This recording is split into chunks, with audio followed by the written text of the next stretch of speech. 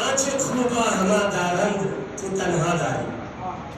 میں حضرت مولانا فیروز عالم صاحب کے بیان کو آگے بڑھا رہا ہوں. حضرت نے فرمایا تمام نبیوں کو جو معجزہ دیے گئے ہیں وہ بیٹھ جا اکٹھا ہمارے آقا صلی اللہ علیہ وسلم کو اللہ تعالیٰ نے عطا فرمایا ہے. اسی بات کو مولانا روم رحمۃ اللہ علیہ نے اسی بات کو فارسی میں شعر کے انداز میں فرمایا. حسن یوسف دمیر عیسیٰ یدر بیزاداری آنچ خوبا ہما درند تو تنہا داری. حضرت آدم علیہ السلام سے لے کر حضرت عیسیٰ علیہ السلام تک کمودش سوالات انبیاء اکرام کو اللہ تعالیٰ نے جتنے معجزات دیے ہیں تمام معجزات کو تمام خوبیوں کو اکٹھا ہمارے آقا کریم رؤوف الرحیم مصطفیٰ جان رحمت صلی اللہ تعالیٰ علیہ تحیۃ و تسلیم سرکار صلی اللہ علیہ وسلم کو اللہ تعالیٰ نے عطا فرمایا ہے. عزیز ملت اسلامیہ علماء اکرام بہت سارے معجزات تفصیلی طور پر بیان کیے ہیں. سرکار کا معجزہ سرکار کے نظر اٹھا کر دیکھنا بھی معجزہ ہے سبحان اللہ. اور سرکار کے چلنے کے انداز بھی معجزہ ہے. یہاں تک کہ صحابہ اکرام فرماتے ہیں کہ سرکار آرام سے چلتے تو ہم کو دوڑنا پڑتا تھا. سرکار آرام سے چلتے تھے تو اتنے رفتار آرام سے چلنے کا ہوتا تو صحابہ اکرام دوڑتے تھے سرکار کے برابر چلنے کے لیے. اللہ تعالیٰ قرآن پاک میں ارشاد فرماتا ہے یا ایھا الذین آمنوا لا تقدموا بین یدی اللہ ورسولہ. اے ایمان والو اللہ و رسول سے آگے مت بڑھو. اللہ و رسول سے آگے مت بڑھو. اب اللہ سے آگے بڑھنے کا تو کوئی سوال ہی پیدا نہیں ہوتا کیونکہ اللہ چلنے پھرنے سے پاک ہے. جسم جسمانیت سے اللہ پاک ہے. تو مفسرین فرماتے ہیں نبی سے آگے بڑھنا ہی اللہ سے آگے بڑھنا ہے. نبی کی ہر ادا کو اللہ تعالیٰ نے اپنی ادا فرمایا ہے. نبی نے پتھر پھینکا اللہ فرماتا ہے وما رمیت اذ رمیت ولکن اللہ رمی. کیا رسول اللہ اے محمد صلی اللہ علیہ وسلم آپ نے نہیں پھینکا آپ نہیں پھینکا لیکن اللہ نے پھینکا. سبحان اللہ. آیات کا انداز دیکھیے. اللہ فرماتا ہے یا رسول اللہ اے محمد صلی اللہ علیہ وسلم جو آپ نے پھینکا ہے آپ نے نہیں پھینکا بلکہ اللہ نے پھینکا. نبی کی ہر ادا کو اللہ تعالیٰ قرآن میں اپنی ادا فرماتا ہے. میرے دوستوں میں ایک معجزہ کا ذکر کرتا ہوں. نبی کے ہر بشارت کو صحابہ اکرام تو نبی کی ہر قول کو 100% ممن صحابہ اکرام تسلیم فرماتے تھے. ان کے صحابہ ہے ہی نبی کے عاشق. کفار بھی نبی کے ہر قول کو سچ مانتے تھے. جیسا کہ مولانا جعفر صاحب دامت برکاتہ العالیہ نے فرمایا کہ نبی کی ہر بات وحی خدا قرآن میں فرماتا ہے. تو نبی صلی اللہ علیہ وسلم جو فرماتے کافر کو بھی اس بات پر یقین ہو جاتا تھا. حدیث پاک میں ہے کہ جب ابو لہب کے بیٹوں نے نبی کے سامنے آ کر سرکار کے سامنے آ کر گستاخی کی اور نبی کریم صلی اللہ علیہ وسلم کی بیٹی کو طلاق دیا اور دھکے مار کے گرا دی نبی کے سامنے سرکار کے سامنے, ابو لہب کا جو تبت یدا ابی لہب و تب سورہ پڑھتے ہیں اس سورہ میں ابو لہب کی برائی ہے, ابو لہب کی تباہی کا بیان ہے. تو ابو لہب کا بیٹا عتیبہ نام تھا اس کا, عتبہ اور عتیبہ دونوں نے آ کر سرکار کے سامنے آ کر سرکار کی دونوں بیٹی کا نکاح ان سے کیا تھا. سرکار صلی اللہ علیہ وسلم نے اسلام ظاہر ہونے سے پہلے نکاح جائز تھا, جب اسلام ظاہر نہیں ہوئے تھے تب کفار کے ساتھ بھی نکاح جائز تھا. تو سرکار اپنی بیٹیوں کا نکاح عتبہ اور عتیبہ کے ساتھ کر دیا تھا, بچپن میں نکاح ہو گیا تھا اور ابھی درستگی نہیں ہوئی تھی. تو سرکار صلی اللہ علیہ وسلم کے سامنے آ کر عتیبہ نے گستاخی کی اور دھکے مار کے گرایا اور سرکار کی بیٹی کو اور کہا کہ اے محمد صلی اللہ علیہ وسلم، اور گستاخانہ انداز میں سرکار کو گالی دی، بدتمیزی کیا. تو سرکار صلی اللہ علیہ وسلم نے فرمایا اللہم سلط علیہ کلب من کلابک، اے پروردگار اس کے اوپر تیرا کتا مسلط کر دے، تیرا کتا کو اس پر چھوڑ دے. یہ بات سن کر وہ گیا ابو لہب کے سامنے، باپ کے سامنے. باپ بہت بڑا گستاخ تھا، ابو لہب سرکار کا چچا تھا. تو باپ نے جب سنا، ابو لہب کا بیٹا جا کر ابو لہب سے کہا کہ میں نے محمد صلی اللہ علیہ وسلم کے سامنے جا کر گستاخی کیا اور محمد صلی اللہ علیہ وسلم نے مجھے اس کا یہ جواب دیا. تو ابو لہب نے کہا بیٹا سنبھال کے چلنا، محمد صلی اللہ علیہ وسلم کی ہر بات سچ ہوتی ہے، سبحان اللہ، ہر بات سچ ہوتی ہے، تو سنبھال کے چلنا، کہیں اکیلا مت جانا.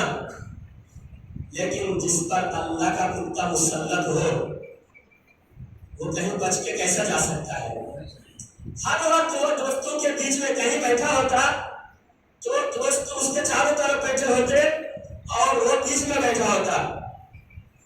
ہر وقت ہر دن ڈرتا تھا کیونکہ گستاخ رسول کو دنیا کوئی جگہ اس کو پناہ نہیں ملتی. آج بھی جتنے گستاخ ہے جو انٹرنیشنل لیول پر مشہور فیمس ہے، جیسے ایک خبیث ہے سلمان رشدی، پڑھے لکھے لوگ جانتے ہیں، وہ کہتا ہے چڑیا بھی پر مارتا ہے تو مجھے ڈر لگتا ہے کہ کوئی عاشق رسول مجھے پاسے جہنم کرنے کے لیے نہیں آیا ہو، ڈر لگتا ہے. تو ابو لہب کا بیٹا عتیبہ وہ بھی ہر وقت ہر پل ڈرتا تھا، نیند نہیں آتی تھی. تو مکہ شریف سے ملک شام کی طرف سفر کے لیے پورا قافلہ روانہ ہوئے. قافلہ کے ساتھ وہ عتیبہ، اس کو بھی جانا تھا. ابو لہب نے اچھی طرح سارے قافلہ والوں کو نصیحت کی. دیکھو سب کو جانتا ہے، سرکار کی شان بھی معلوم ہے، لیکن قبول کرنے کی توفیق نہیں ہوتی. بہت سارے بد نصیب ہوتے ہیں، علماء کے بیان سنتے ہیں، سمجھتے ہیں، سب کچھ جانتے ہیں، لیکن توفیق نہیں ہوتی سچ کو قبول کرنے کی. کیونکہ نصیب جو ہے نا، جنت اور جہنم مقدر میں جو ہے نا، وہ نصیب غالب آ جاتا ہے. تو ہوتا ہی رہا. جب سفر پہ روانہ ہوا تو ابو لہب نے سارے قافلہ والوں کو نصیحت کی، سب کو سمجھایا کہ میرے بیٹے کو کبھی تنہا مت رکھنا، اکیلا مت چھوڑنا، تم جب آرام کرو گے قافلہ تو میرے بیٹے کو بیچ میں رکھنا. تو ملک شام کی طرف روانہ ہوئے پورے قافلہ. کہیں رات میں رکنے کا ایسا اتفاق ہوا کہ وہاں شیر بہت تھے جنگل میں، اور رات میں جب سب پڑاؤ ڈالے پورا قافلہ تو لوگ چاروں طرف سونے کے لیے اپنا بستر لگائے اور سب کا سامان اکٹھا کر کے سامان کے اوپر ابو لہب کا بیٹا جو گستاخ تھا اس گستاخ کو سب کے بیچ میں لٹائے. وہ سب کے بیچ میں لیٹا ہوا تھا اور سارے قافلے چاروں طرف لیٹے ہوئے. اتنے میں جو سرکار نے فرمایا تھا اللہم صلِّ علیہ کلب من کلابک، اے پروردگار تیرے کتے کو اس پر مسلط کر دے. تو آ گیا اللہ کا کتا، جنگل کا شیر آیا، آ کر پورے قافلہ کو سب کے منہ کو سونگا، کیونکہ گستاخ کے منہ سے بدبو آتی ہے. مطلب کے لیے جتنے گستاخ ہے آج لا کر دیکھو، سامنے جا کر اس کے منہ کے سامنے جا کر دیکھو، ہر گستاخ کے منہ میں نبی کی گستاخی کا بدبو آئے گا. جو کہتا ہے نبی کو علم نہیں ہے، نبی ہمارے جیسے، نبی مر کے مٹی میں مل گئے معاذ اللہ، ان گستاخوں کے منہ سے ضرور بدبو آئے گی. تو ان گستاخ کے منہ میں جیسے بدبو آتی ہے، اسی طرح ابو لہب کا بیٹا جو بڑا گستاخ تھا، تو وہ جنگل کا شیر سب کو تلاش کرتے کرتے سب کے منہ کو سونگا. سنتے سنتے ابو لہب کا بیٹے کے منہ میں تک پہنچا. اس کے منہ سنتے ہی فوراً اس کے تن کو جھٹ سے الگ کر دیا، چیر پھاڑ کے اس کو نست و نابود کر دیا. یہ ہے گستاخوں کا انجام. تو سرکار کے ہر قول جو معجزہ ہے محدثین 25,000 معجزات روایت نقل کیے ہیں، کم و بیش سرکار کے 25,000 معجزات کو گنے ہیں۔ وہ تو دنیا والوں کے علم کے مطابق ہے، علماء کے علم کے مطابق ہے، تو علماء کے علم ناقص ہے، سرکار کے علم کامل ہے۔ 25,000 گنے، لیکن ہر محدث فرمائے کہ ہم گن نہیں سکے۔ حضرت ابو ہریرہ رضی اللہ تعالیٰ عنہ کو سرکار صلی اللہ علیہ وسلم نے ایک تھیلی بھر کے کھجور دیا، ایک تھیلی بھر کر سرکار صلی اللہ علیہ وسلم نے ابو ہریرہ رضی اللہ تعالیٰ عنہ کو کھجور کی تھیلی دی، اور ابو ہریرہ رضی اللہ تعالیٰ عنہ وہ گلے میں لٹکا کر ہر جگہ جہاں جاتے تھے وہ تھیلی لے کر جاتے تھے، اور جب موقع ملتا تھا بھوک لگتی ہاتھ ڈال کر ترغیب فرماتے تھے۔ اب بتائیے ایک تھیلی جو دیکھے گھومنے لائق ہو وہ زیادہ سے زیادہ 2-4 کلو ہوگا اندازے کے مطابق، اتنے ہی تھے۔ تو ابو ہریرہ رضی اللہ تعالیٰ عنہ نے فرمایا وہ تھیلی جو سرکار نے مجھے کھجور کے ساتھ عطا فرمایا، اس کھجور کی تھیلی کو میں نے 20 سال کھایا ہوں۔ سبحان اللہ، سبحان اللہ۔ میرے سرکار سے اگر کسی نے قطرہ کسی نے مانگا، میرے آقا سے قطرہ کسی نے مانگا، دریا بہا دیے ہیں، پورے بہا دیے ہیں۔ 20 سال کھایا ہوں اس تھیلی سے۔ آقا نے جو ایک تھیلی کھجور عطا فرمایا تھا، 20 سال میں نے کھایا بھی، سب کو بانٹا بھی، لیکن 20 سال تک ختم نہیں ہوئی۔ حضرت عثمان رضی اللہ عنہ کی شہادت کے دن ہنگامہ برپا ہو گیا مدینہ شریف میں، ہنگامہ برپا ہو گیا۔ اس ہنگامے میں میری تھیلی گم ہو گئی ہے۔ حضرت ابو ہریرہ رضی اللہ تعالیٰ عنہ فرماتے ہیں کہ دوسروں کے لیے ایک کم ہے، دوسروں کے لیے ایک کم ہے کہ حضرت عثمان شہید ہوئے، بہت بڑی غم کی بات ہے۔ ایک جنتی جن کو دنیا میں جنت کی بشارت عطا فرمایا، اور سرکار صلی اللہ علیہ وسلم نے ایک نہیں 2 نور عطا فرمایا، جس کو ذی النورین لقب دیا گیا، اور وہ ذی النورین عثمان ذی النورین، جس سے سرکار فرماتے ہیں اللہ کی حیا فرماتا ہے۔ اتنے بڑے حیا میں پوری امت میں سب سے زیادہ حیا رکھنے والے واسطہ بیان عثمان، حضرت عثمان کی شہادت کا ہر امت کو دم ہے، لیکن میرے 2 دم ہے آج کے دن۔ ایک حضرت عثمان کی شہادت کا غم، دوسرا میرے جو تھیلی گم ہو گئی ہے وہ تھیلی گم ہونے کا غم ہے۔ سرکار کے نظر کی جو کرامت ہے، معجزات ہے، سرکار نظر ملائے یا سرکار سے کوئی نظر ملائے وہ سرکار کا عاشق بن جاتا تھا۔ ایک یہودی کا لڑکا ایک نظر سرکار مدینہ صلی اللہ علیہ وسلم کے محفل کے سامنے سے جاتے ہوئے نظر پڑی، صرف ایک نظر سرکار پر پڑی، یہودی کا لڑکا تھا، وہ سرکار کے نظر کے عاشق ہو گئے، سرکار کے عشق میں گم ہو گئے۔ کھانے میں اور گھومنے پھرنے میں دنیا کی کسی چیز میں مجھ کو لذت نہیں آتی تھی، کیونکہ جسے وہ درد کا مزہ نہ سے دوا اٹھائے کیوں۔ وہ سرکار کے عشق میں ہمیشہ گم رہتا تھا، ہر وقت سرکار کی نور، سرکار کے حسن و جمال کا اس کے تصور میں ہوتا تھا، ہر وقت سرکار کے بارے میں ہی سوچتا تھا۔ باپ نے دیکھا بیٹا کیوں پریشان حال ہے، کیا سوچتا ہے میرا بیٹا، لیکن باپ سے کہہ نہیں سکتا تھا وہ، کیونکہ باپ تھا سرکار کا دشمن، باپ یہودی تھا۔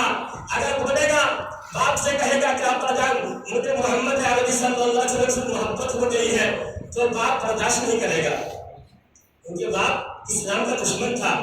بیٹا دل میں سوچتا تھا، دل میں محبت رکھا ہوا تھا، اور محبت کے بیمار میں مبتلا ہو کر وہ اس طرح علیل پر چلا گیا، یعنی موت کے قریب پہنچ گیا، اتنا بیمار ہو گیا، اس طرح پہ لیٹا ہوا ہے۔ باپ بیٹے سے کہتا ہے کہ بیٹا بتا تیری آخری خواہش کیا ہے، تیری آخری خواہش کیا ہے؟ بیٹا کہتا ہے کہ ابا جان میں اگر خواہش ظاہر کروں گا آپ غصہ تو نہیں ہوگے؟ تو باپ کہتا ہے بیٹا تو میرے نور نظر ہے، تو میرا لخت جگر ہے، تجھے زندگی بھر تجھ سے زیادہ مجھے کسی سے محبت ख्वाहिश है। तो बेटा कहता है अब्बा जान मुझे बताओ, मैं जो ख्वाहिश बताऊंगा मेरी ख्वाहिश पूरी करोगे, मेरी ख्वाहिश पूरी करोगे?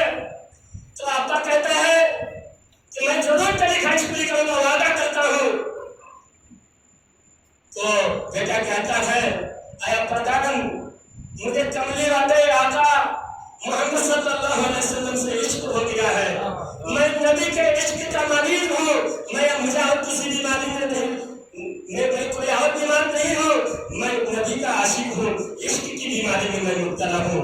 अरे मेरे अब्बा जान मुझे जाकर सरकार मदीना सल्लल्लाहु अलैहि वसल्लम को मेरे सामने बुला कर लाओ, मैं दुनिया से जाते हुए एक नजर में अपने आका का दीदार करना चाहता हूँ। तो बाप ने कहा वादा किया था कट्टर दुश्मन, लेकिन वादा किया था बाप ने कि मैं तेरी ख्वाहिश पूरी करूंगा।